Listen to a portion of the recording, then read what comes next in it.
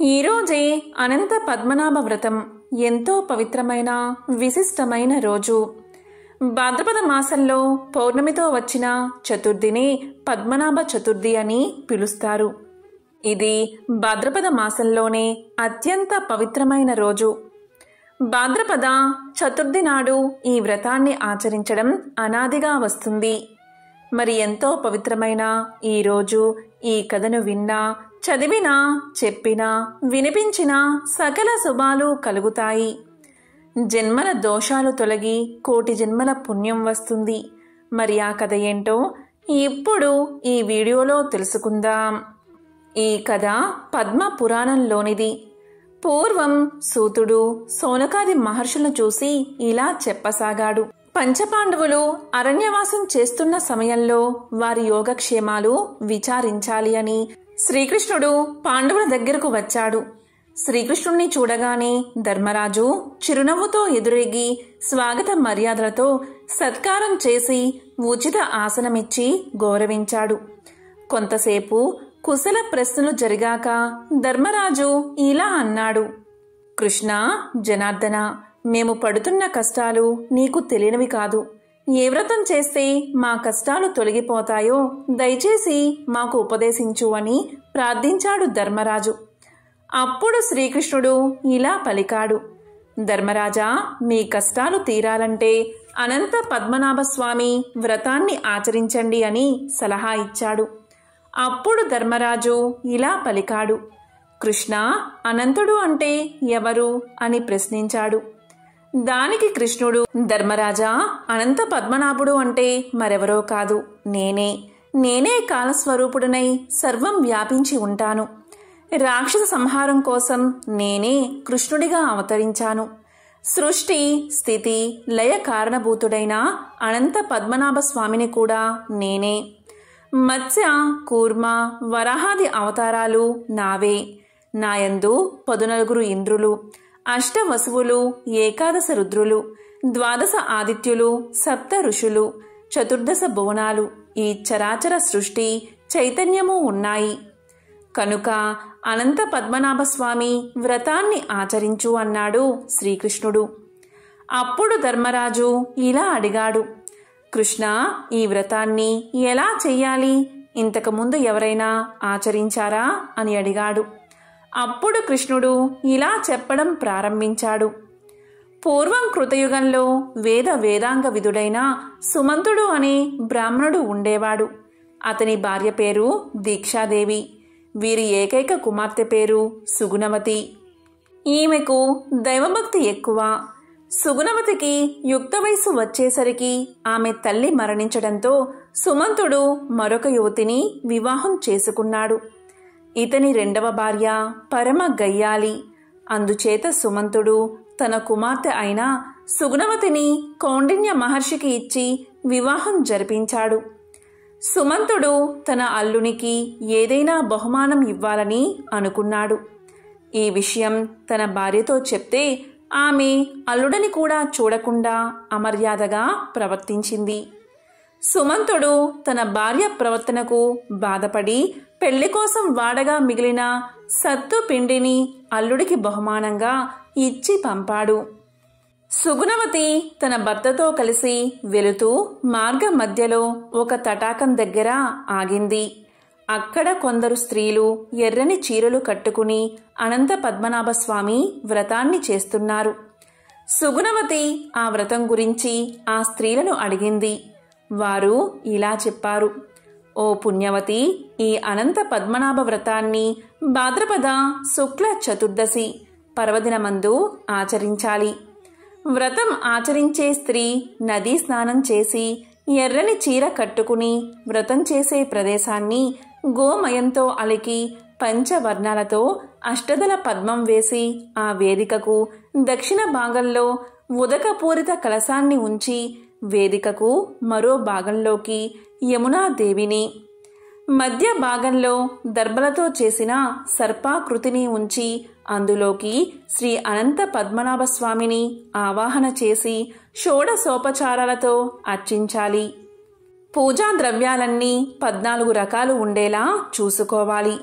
14 ముడులు కల కుంకుమతో తడిపిన నూతన తోరాన్ని ఆ అనంత పద్మనాభస్వామి సమీపంలో ఉంచి పూజించి 7.5 కిలోల గోధుమ పిండితో 28 అరిసెలు చేసి స్వామికి నైవేద్యం పెట్టి వాటిలో 14 అరిసెలు బ్రాహ్మణులకు దానమిచ్చి మిగిలిన వాటిని భక్తిగా భుజించాలి. ఇలా 14 సంవత్సరాలు వ్రతాన్ని ఆచరించి ఉద్యాపన చెయ్యాలి అని చెప్పారు. వెంటనే సుగుణవతి అక్కడే శ్రీ అనంత పద్మనాభస్వామి వ్రతాన్ని ఆచరించి తన తండ్రి ఇచ్చిన సత్తుపిండితో అరిసెలు చేసి బ్రాహ్మణుడికి వాయినం ఇచ్చింది. ఆ వ్రత ప్రభావం వల్ల సుగుణవతి అఖండ ఐశ్వర్యవంతురాలయ్యింది. కౌండిన్యుడుకు గర్వం పెరిగింది. 1 సంవత్సరం సుగుణవతి వ్రతం చేసుకుని తోరం కట్టుకుని భర్త దగ్గరకు వచ్చింది. కౌండిన్యుడు ఆ తోరాన్ని చూసి కోపంగా ఎవర్ని ఆకర్షించాలని ఇది కట్టుకున్నావు అంటూ ఆ తోరాన్ని నిప్పుల్లో పడేశాడు. అంతే, ఆ క్షణం నుంచే వారికి కష్టకాలం మొదలై గర్భదరిద్రులు అయిపోయారు. అతని ఇల్లు అగ్నికి ఆహుతై అడవుల పాలయ్యాడు. అప్పుడు కౌండిన్యుడికి స్వామి జ్ఞాపకం వచ్చి ఆ దేవుణ్ణి చూడాలని తిరగసాగాడు. అలా తిరుగుతూ కాయలు ఆకులతో సమృద్ధిగా ఉన్న మామిడి చెట్టును చూసి దానిపై ఒక్క పక్షి కూడా లేకపోవడంతో ఆశ్చర్యం చెంది ఆ చెట్టుతో ఇలా పలికాడు, ఓ వృక్షమా, అనంత పద్మనాభుణ్ణి చూసావా అని అడగగా దానికి ఆ చెట్టు నేను చూడలేదు అంది. అలాగే పచ్చగడ్డిలో ఊరికే నిల్చుని ఉన్న దూడను అడిగాడు. 1 ఆవును 1 ఎద్దును, పుష్కలంగా నీటితో నిండిన 2 సరస్సులను, 1 గాడిదను మరియు 1 ఏనుగును మీరు అనంత పద్మనాభుణ్ణి చూసారా అని అడిగాడు. దానికి అవి మాకు తెలియదు అని సమాధానం చెప్పాయి. మతి భ్రమించిన వాడివలే అలా తిరిగి అలసిపోయిన కౌండిన్యుడు ఒకచోట సొమ్మసిల్లి పడిపోయాడు. అప్పుడు దయాళువు అయిన స్వామికి భక్తునిపై కృప కలిగింది. వృద్ధ బ్రాహ్మణుడి రూపంలో వచ్చి అతనిని లేపి చెయ్యి పట్టుకుని ఒక ఆశ్రమానికి తీసుకెళ్లాడు. ఆ ఆశ్రమం నవరత్న ఖచ్చితమై ధన ధాన్యాలతో తులతూగుతూ ఉంది. అక్కడ శ్రీహరి శంఖ చక్ర గదాధారి అయి ఆ కౌండిన్యుడికి అనంత పద్మనాభ స్వరూపంతో దర్శనం ఇచ్చాడు. అప్పుడు కౌండిన్యుడు సంతోషంతో శ్రీహరిని వేణోళ్ల స్తుతించాడు. అప్పుడు ఆ స్వామి తృప్తి చెంది, ఓ బ్రాహ్మణోత్తమా, నీ భక్తికి మెచ్చి నీకు శాశ్వత వైకుంఠ ప్రాప్తిని కలిగిస్తున్నాను అని దీవించాడు.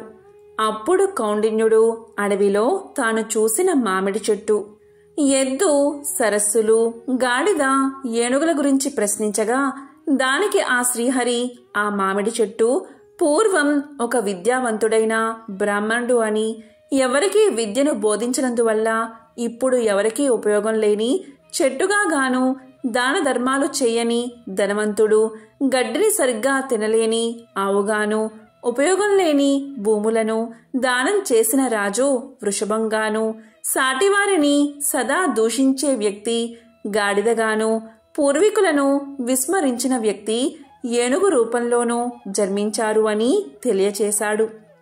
అలాగే ఆ 2 సరస్సుల్లో ఒకటి ధర్మం, మరొకటి అధర్మం అని వివరించాడు. అలాగే 14 సంవత్సరాల పాటు వ్రతాన్ని ఆచరించవలసిందిగా శ్రీహరి అతన్ని ఆదేశించి అంతర్ధానమయ్యాడు. వరాన్ని పొందిన కౌండిన్యుడు ఆశ్రమం చేరి తన భార్యకు జరిగిన విషయాన్ని వివరించి 14 సంవత్సరాల పాటు అనంత పద్మనాభ వ్రతాన్ని ఆచరించి భార్యా సమేతుడై వైకుంఠాన్ని చేరుకున్నాడు. ఆ మహావిష్ణువు అతనికి ఒక నక్షత్ర స్థానాన్ని కల్పించాడు. అగస్త్యుడు కూడా ఈ వ్రతాన్ని ఆచరించి జగత్ ప్రసిద్ధుడు అయ్యాడు. అలాగే సగర, దిలీప, హరిశ్చంద్ర, భరత మరియు జనక మహారాజులు ఈ వ్రతాన్ని ఆచరించి స్వర్గ సౌఖ్యాలు పొందారు అని శ్రీకృష్ణుడు ధర్మరాజుకు వివరించినట్లుగా సూతుడు సౌనకాది మునీంద్రులకు తెలియచేశాడు. ఈ వ్రతాన్ని ఆచరించడం వల్లే అర్జునుడు ఒంటి చేత్తో కౌరవులందరినీ మట్టి కరిపించాడు. విజయం సాధించి ఆఖరికి రాజ్యాన్ని కూడా సాధించారు పాండవులు. అనంత పద్మనాభ వ్రత మహిమ వల్లే పాండవులకు పోయిన రాజభోగాలన్నీ తిరిగి వచ్చాయి. ఈ వ్రతానికి సంబంధించి కథను పరిశీలిస్తే అంతా సత్యం, ధర్మం మీద ఆధారపడి ఉన్నట్లు కనిపిస్తుంది. సత్య ధర్మాలను అనుసరించేవారు దైవకృపకు పాత్రులవుతారని, వాటిని విస్మరించిన వారు జన్మ జన్మలకు కష్టాలు అనుభవిస్తూనే ఉండాల్సి వస్తుందని మనకు తెలుస్తుంది. దానికి సంబంధించిన ఒక విశిష్టమైన కథను ఇప్పుడు విందాం. ఈ అనంత పద్మనాభ వ్రతం రోజు యమునా నదికి ప్రత్యేక పూజలు చేస్తారు. పూర్వం యమునా నదీ తీరాన ముత్రా అనే ఊరు ఉంది. ఆ ఊరిలో ఒక బ్రాహ్మణుడు కాపురం చేస్తూ ఉండేవాడు. వాని దగ్గర బహుళ అనే ఒక ఆవు ఉండేది. అది మిక్కిలి సాధువైనది. అది ఒకానొక భాద్రపద శుక్ల చతుర్దశి నాడు యమునా నదీ తీరాన పచ్చిక బీటలో మేస్తూ ఉంది. హఠాత్తుగా అక్కడికి ఒక పెద్ద పులి వచ్చింది. ఆవును అమాంతం మింగివేయడానికి సిద్ధపడింది. ఆవు అప్పుడు పెద్ద పులితో ప్రార్థనాపూర్వకంగా ఇలా పలికింది: నాకు ఇంటి వద్ద ఒక చిన్న దూడ ఉంది. ఒకసారి వెళ్ళి ఆ లేగను చూసి నేను పెద్ద పులికి ఆహారం అవుతున్న విషయాన్ని చెప్పి కొన్ని బుద్ధులు చెప్పి తిరిగి వస్తాను. దీనికి నాకు అనుమతి ఇవ్వు అని ప్రాధేయపడింది. పెద్ద పులి దానికి సమ్మతించింది. ఆవు ఇంటికి వెళ్ళి లేగకు పాలు కుడిపి బుద్ధులు చెప్పి పెద్ద పులికి ఆహారం అయ్యే ఉద్దేశంతో తిరిగి వచ్చింది. ఈలోగా హఠాత్తుగా ఏదో ప్రమాదం జరిగి పెద్ద పులి చనిపోయింది. పెద్ద పులి శవం అక్కడ పడి ఉంది. దానిని వదిలిపోయిన ఆత్మ పూర్వజన్మలో పరిపక్వం కావడం వల్ల బాగా జ్ఞానవంతమయ్యింది. అది తిరిగి వచ్చిన గోవుతో ఇలా పలికింది: నీవు తిరిగి నీ లేగ వద్దకు వెళ్ళిపోవలసింది. ఈనాడు భాద్రపద శుక్ల చతుర్దశి.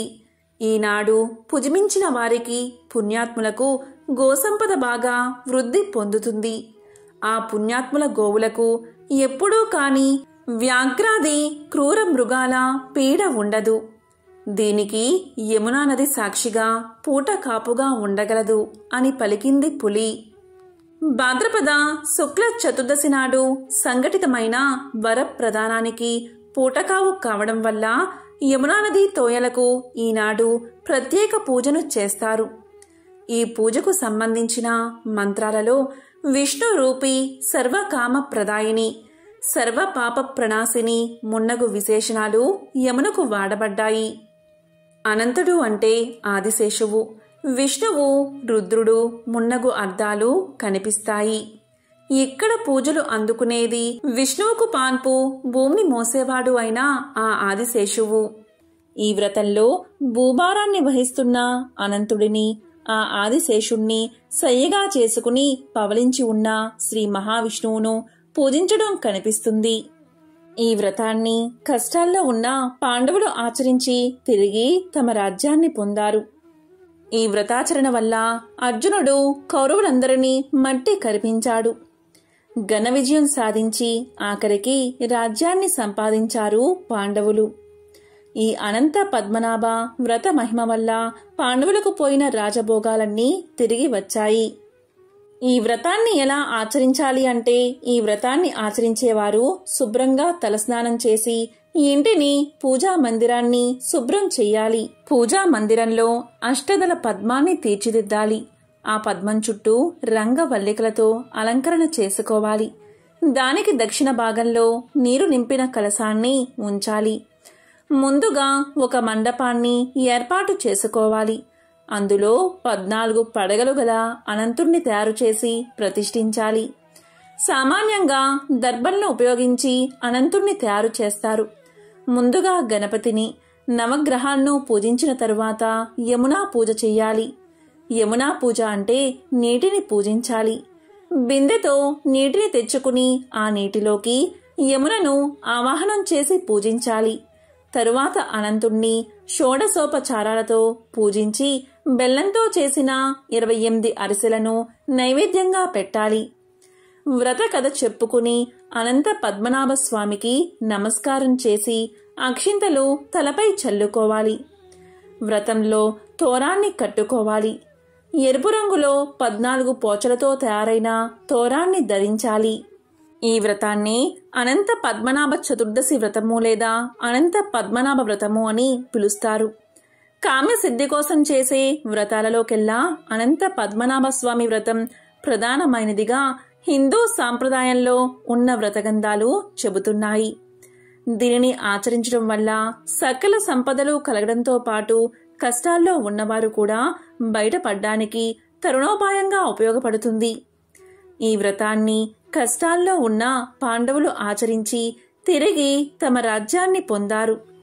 భారతదేశంలోని కేరళ రాష్ట్ర రాజధాని తిరువనంతపురంలోని ఈస్ట్ పోర్ట్ లోపల ఉన్న శ్రీ అనంత పద్మనాభ దేవాలయం విష్ణుమూర్తిని ఆరాధించే దేవాలయం. ఈ దేవాలయంలో కేరళ మరియు ద్రవిడ శైలి నిర్మాణం ఉంటుంది. ఇది ప్రపంచంలోని అత్యంత ధనిక దేవాలయంగా గుర్తింపు పొందింది. భారతదేశంలోని 108 పవిత్ర విష్ణు దేవాలయాలు లేదా దివ్య దేశాల్లో ఇది ఒకటి. దివ్య దేశాలు అనేవి తమిళ ఆల్వార్ల రచనలో పేర్కొనబడ్డ విష్ణుమూర్తి యొక్క పవిత్ర దేవాలయాలు. ఈ దేవాలయంలో పూజలు అందుకునే స్వామి విష్ణుమూర్తి. పాము పడగలపై నిద్రిస్తూ స్వామివారు ఉంటారు. ఈ దేవాలయానికి సంబంధించి స్కంద పురాణం మరియు పద్మ పురాణం వంటి పురాణాల్లో కూడా ప్రస్తావన ఉంది. ఈ దేవాలయం ప్రసిద్ధ కోనేరు పద్మ పాదానికి దగ్గరలో ఉంటుంది. బ్రహ్మాండ పురాణం ప్రకారం ఈ ఆలయ వృత్తాంతం వెల్లడైంది. కర్ణాటకలో దివాకరుడు అనే మహర్షి ఉండేవాడు. ప్రతిరోజు పరమేశ్వరుణ్ణి పూజించేవాడు. దివాకరుడి భక్తిని పరీక్షించాలని ఒకసారి పరమేశ్వరుడు మారువేషంలో చిన్న అందమైన బాలుడిగా ఆ మహర్షి దగ్గరకు వచ్చాడు. అతని అందం చూసి దివాకరుడు ఎంతో ఆకర్షితుడు అయ్యాడు. రోజు రోజుకు ఆ చిన్న పిల్లవాడిపై ప్రేమను పెంచుకుంటూ పోయాడు ఆ మహర్షి. ఒకరోజు ఆ పిల్లవాడు మహర్షితో ఇలా పలికాడు, నాకు నాన్న అమ్మ లేరు, నివాసమూ లేదు, నేను ఒంటరిగా తిరుగుతున్నాను అని అన్నాడు. అప్పుడు మహర్షి ఇలా అన్నాడు, బాబూ, నిన్ను నేను చూసుకుంటాను, నాతోనే ఉండు అని చెప్పాడు. అప్పుడు ఆ పిల్లవాడు మళ్ళీ ఇలా అన్నాడు, నేను చేసే దేనికైనా నువ్వు నన్ను శిక్షించనని వాగ్దానం చేస్తేనే నేను నీతో ఉంటాను. నువ్వు నన్ను శిక్షిస్తే మరుక్షణమే నేను వెళ్ళిపోతాను. ఈ షరతుకి ఒప్పుకుంటేనే నేను నీతో ఉంటాను అంటాడు ఆ బాలుడు. వెంటనే మహర్షి నేను ఎప్పటికీ నిన్ను శిక్షించనని వాగ్దానం చేస్తాడు. అప్పుడు ఆ బాలుడి రూపంలో ఉన్న మహాశివుడు చాలా అల్లరి చేస్తాడు. కాని మహర్షి మాత్రం ఆ బాలుడిపై ఉన్న ప్రేమ వల్ల అతని కొంటితనం చూసి ఎంతో ఆనందపడతాడు. కాని ఈసారి ఆ బాలుడు మహర్షిని నిజంగానే పరీక్షించాలి అనుకున్నాడు. ఒకసారి ఆ మహర్షి పూజలు చేస్తూ ఉండగా తన శాలిగ్రామశిల కనిపించకపోవడం చూసి ఎంతో కంగారు పడ్డాడు. మహర్షి ఇల్లంతా వెతకడం మొదలుపెట్టాడు. అప్పుడు ఆ చిన్నపిల్లవాడు శాలిగ్రామంతో ఆడుకుంటున్నట్లు మహర్షి గమనిస్తాడు. వెంటనే మహర్షి ఆ పిల్లవాణ్ణి మందలిస్తాడు. తాను ఇచ్చిన మాటను ఉల్లంఘించినందున తాను వెళ్ళిపోతానని ఆ పిల్లవాడు మహర్షితో చెప్తాడు. వెంటనే ఆ పిల్లవాడు అక్కడ్నుంచి పారిపోతాడు. ఆ విధంగా అతను పరిగెత్తుతూ ఉండగా మహర్షి కూడా ఆ పిల్లవాడి వెనుకనే పరిగెత్తుతాడు. ఆ బాలుడు నడుస్తూ ఉన్నప్పుడు అతని నడుమ గంటలు మరియు చీలమండ గంటలు మినుకు మినుకుమంటూ మెరుస్తున్నాయి. దీంతో దివాకరుడి హృదయం ముగ్ధమైనది. ఆ పిల్లవాడు లేకుండా దివాకర మహర్షి జీవించలేడు. ఆ పిల్లవాడు అతనితో వెళ్లే ముందు ఇలా పలికాడు, నీకెప్పుడైనా నన్ను మళ్లీ చూడాలి అనిపిస్తే నువ్వు అనంత అడవిలో నా కోసం వెతుకు అని చెప్పి కనిపించకుండా వెళ్లిపోయాడు. ఇక దివాకరుడు ఆ పిల్లవాడి మీద బెంగతో ప్రతి చోటా వెతికాడు. అతను తన జీవితాంతం ఆ అనంత అడవి కోసం వెతుకుతూ గడిపాడు. ఆ అనంత అడవి ఎక్కడ ఉంటుందో దివాకర మహర్షికి తెలియదు. అలాంటి ప్రదేశం గురించి కూడా ఎప్పుడూ తను వినలేదు. నడుస్తూ నడుస్తూ ప్రతి ఒక్కరిని అడిగాడు. అలా నడుస్తూ కేరళలోని దక్షిణ భాగం వరకు వచ్చాడు. అది ఈరోజు తిరువనంతపురం. అతను ఆ గ్రామానికి విచ్చేశాడు. అలా గ్రామంలో తిరుగుతూ ఉండగా ఒక పూరి గుడిసెలో ఒక మహిళ తన కొడుకుతో ఇలా మాట్లాడుతుంది. నువ్వు చాలా అల్లరివి. వచ్చేసారి ఇలా చేస్తే నిన్ను అనంత అరణ్యంలోకి తోసేస్తాను అని పలుకుతుంది ఆ గిరిజన మహిళ. ఆ మాటలు విన్నాడు దివాకర మహర్షి. వెంటనే ఒక్కసారిగా ఉలిక్కి పడ్డాడు. వెంటనే ఆ మహర్షి ఆ మహిళ దగ్గరకు వెళ్ళి, అమ్మా, నీకు నమస్కారం. నువ్వు అనంత అడవి అన్నావు కదా, ఆ మాట నేను విన్నాను. దయచేసి ఆ అడవి ఎక్కడ ఉంటుందో నాకు చెప్పు, ఎలా వెళ్లాలో చెప్పు అని వేడుకున్నాడు. వెంటనే ఆ గిరిజన మహిళ ఆ ప్రాంతానికి ఎలా వెళ్లాలో మహర్షికి చెప్పింది. వెంటనే బయలుదేరాడు దివాకర మహర్షి. అలా వెళ్తూ ఉండగా లోపలికి వెళ్ళిపోయాడు. ఆ అడవి చాలా చీకటిగా ఉంది. పిల్లవాడి మీద ప్రేమతో వెదుగుతూ అడవి లోపలికంటా వెళ్ళిపోయాడు. అకస్మాత్తుగా ఆ మహర్షికి నడుము గంటలు మరియు చీలమండ గంటల చప్పుడు వినిపించింది. వెంటనే మహర్షి పరవశించిపోయాడు. ఆ శబ్దం ఎక్కడ్నుంచి వస్తుందో చూడ్డం మొదలుపెట్టాడు. అకస్మాత్తుగా ఒక ఇలుప చెట్టు ఒక్కసారిగా నేల మీద పడింది. ఆ చెట్టు నుంచి వెంటనే ప్రకాశవంతమైన తేజస్సు దివాకరుణ్ణి అందుణ్ణి చేసేసింది. తేజస్సు మెరిసినప్పుడు ఆ చెట్టు నుంచి అనంత పద్మనాభుడు ప్రత్యక్షమవడం దివాకర మహర్షి చూశాడు. ఆ స్వామి యొక్క తల చాలా పెద్దది. అతని పాదాలు ఒక గ్రామంలో, అతని నడుము అనంత అడవిలో, అతని తల వేరొక గ్రామంలోకి చేరుకున్నాయి. అందుడైన మహర్షి వెంటనే స్వామికి నమస్కారం చేయగా తిరిగి అంధత్వం తొలగిపోయింది.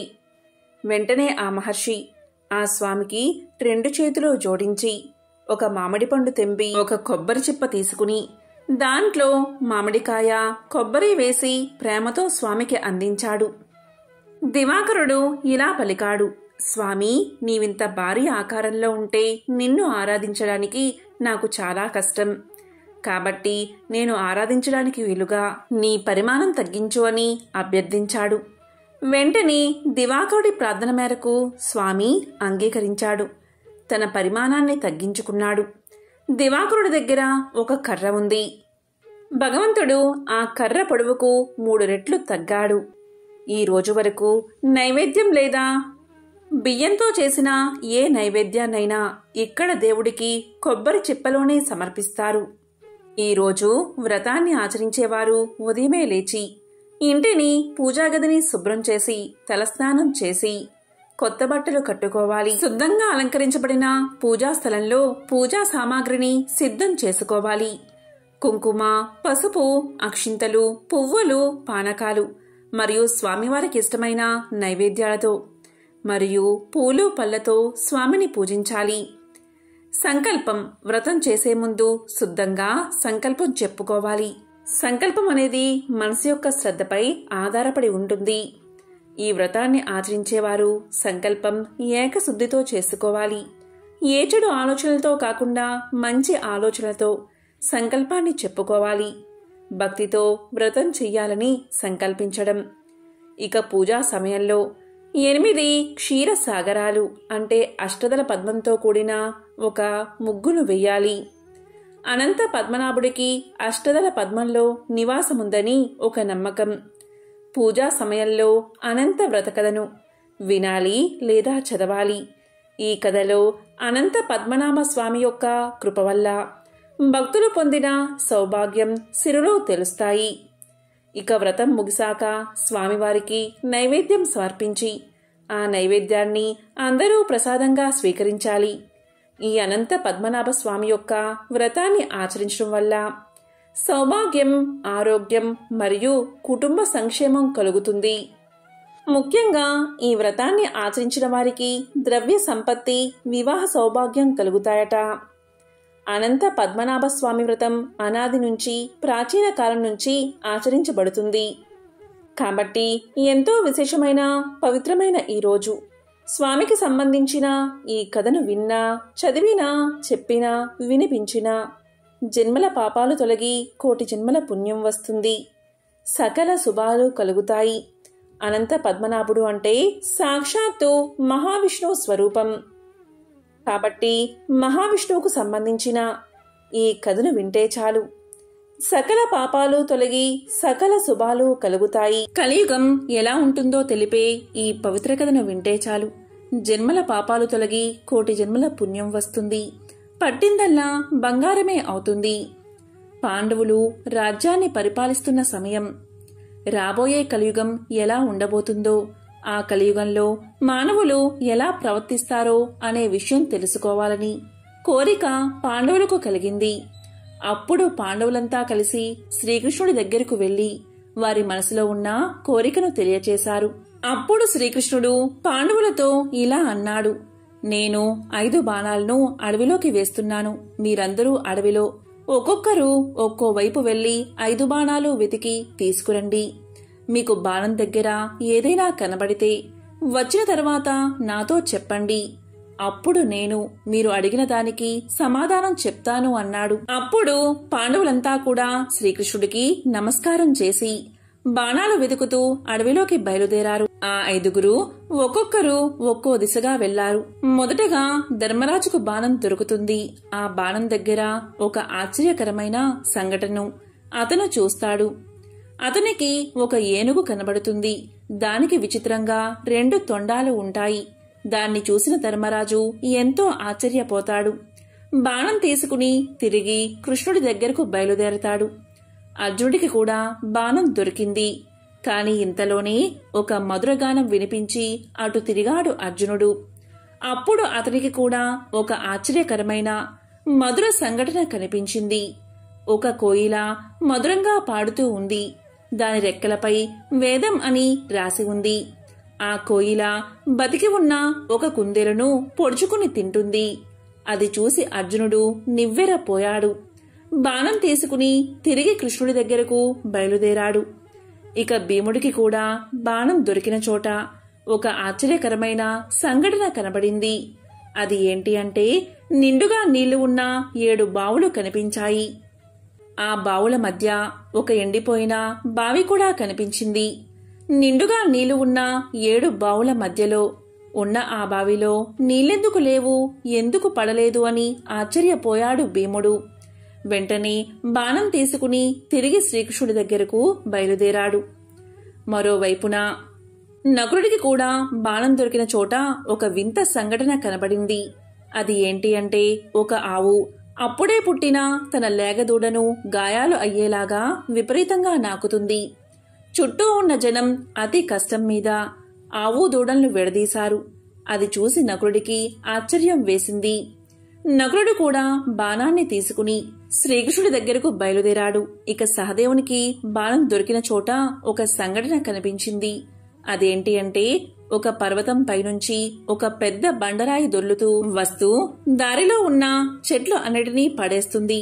పెద్ద పెద్ద వృక్షాలు కూడా దాన్ని వేగాన్ని ఆపలేకపోయాయి. కాని ఆ రాయి దొర్లుతూ వచ్చి ఒక చిన్న మొక్క దగ్గర ఆగిపోయింది. అది చూసిన సహదేవుడికి ఏమీ అర్థం కాలేదు. బాణాన్ని తీసుకుని కృష్ణుడి దగ్గరకు బయలుదేరాడు.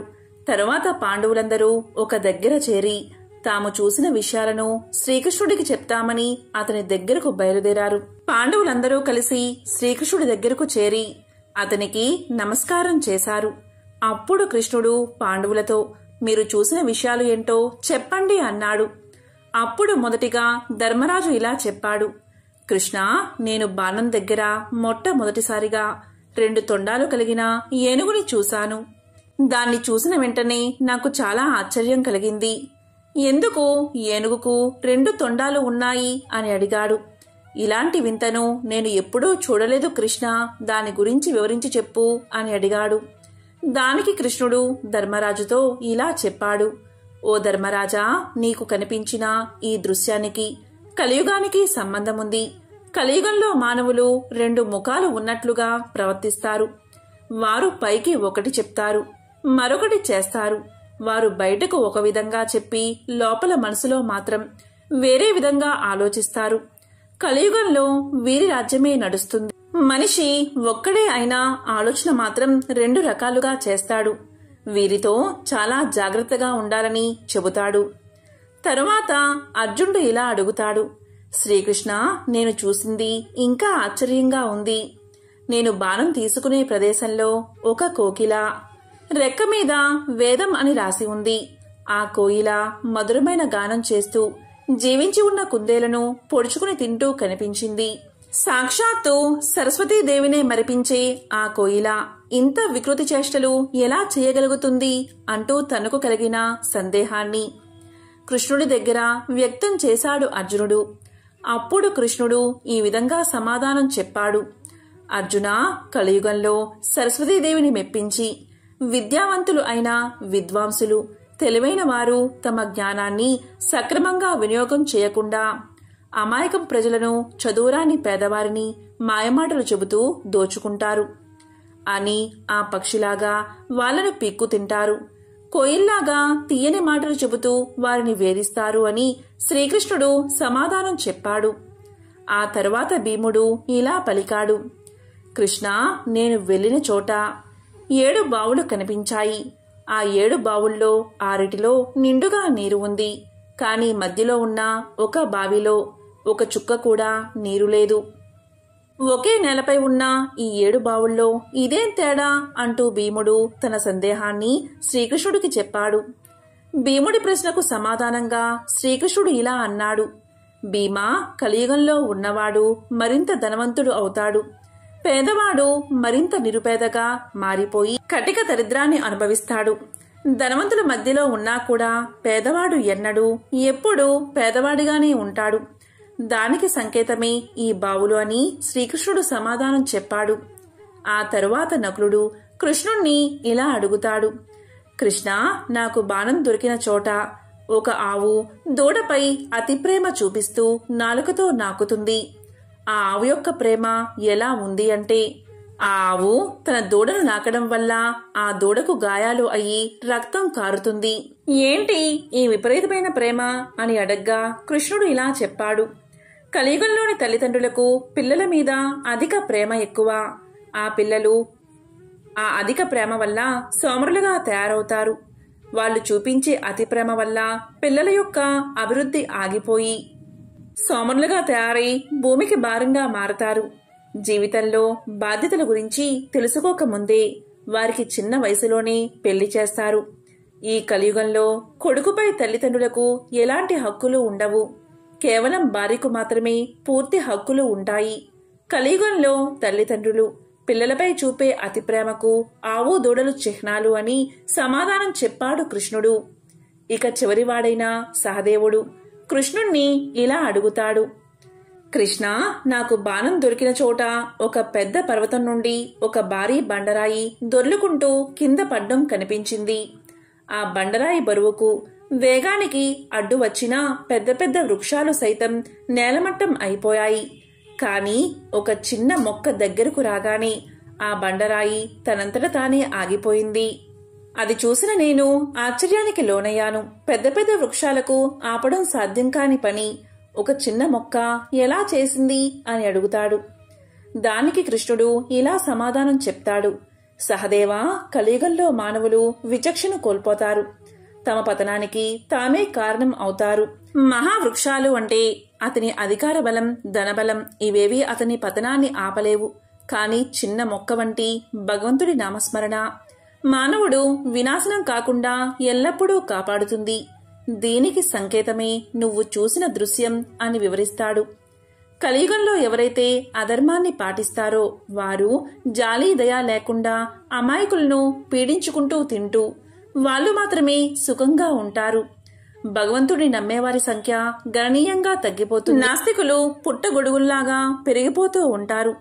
మనిషి ఆయుర్దాయం అనేది 60 సంవత్సరాలకు పడిపోతుంది. 8 సంవత్సరాల వయసులోనే ఆడవారు పిల్లలకు జన్మనిస్తారు అంటూ కలియుగంలో జరగబోయే సత్యాలను పాండవులకు వివరిస్తాడు శ్రీకృష్ణుడు. మహాభారతంలో శ్రీకృష్ణుడు చెప్పిన ఈ విషయాలు కలియుగంలో మనం చూస్తూనే ఉన్నాం. అందుకే మహాభారతాన్ని పంచమ వేదంగా చెప్తారు. మహాభారతంలో ఎన్నో జీవిత సత్యాలను తెలియచేసే విషయాలు కూడా ఉన్నాయి. ఓం నమో నారాయణాయ. ఓం నమః శివాయ. ఓం అనంత పద్మనాభ స్వామినే నమః.